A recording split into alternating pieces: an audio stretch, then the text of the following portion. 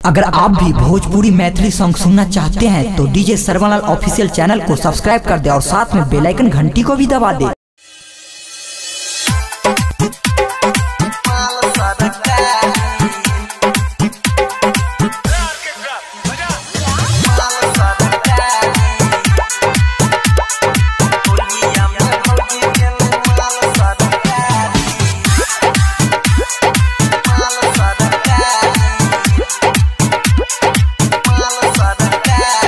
होलिया में भौजी गेले माल सरकारी,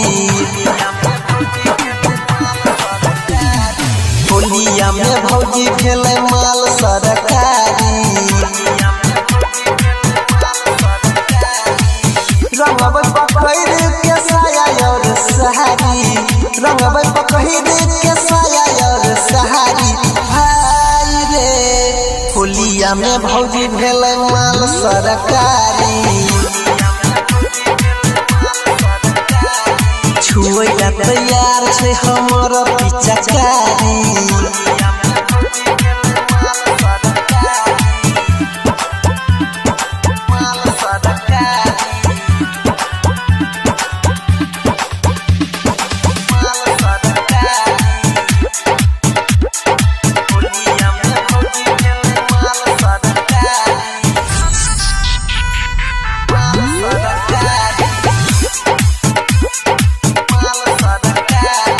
फगुआ के लेबै महजा, भौजी के भैरी के पाजा।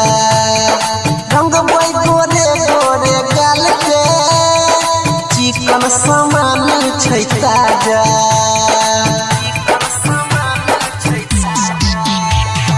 फगुआ के लेबै महजा, भौजी के भैरी के पाजा। रंगबै चिकन सामान छै ताजा।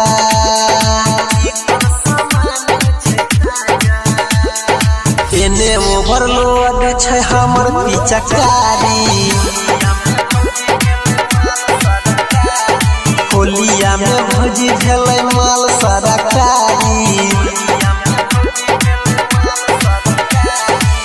रंगब पकड़ के साया और सहारी, रंगब पकड़ के साया और सहारी। भाई रे होलिया में भौजी भेलै माल सरकारी,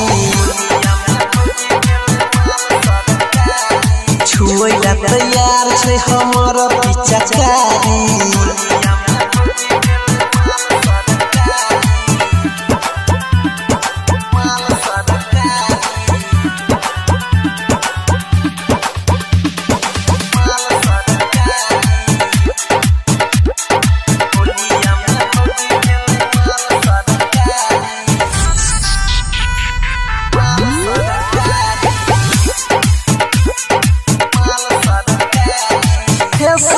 मेकअप लगा के सजल छै भौजी नहा के।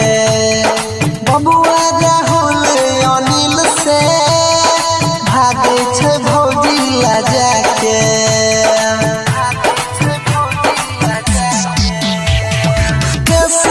मेकअप लगा के सजल छै भौजी नहा के।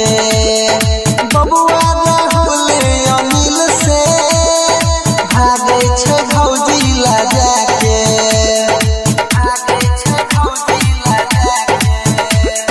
बुझबो नहीं करबै ओकर परेशानी,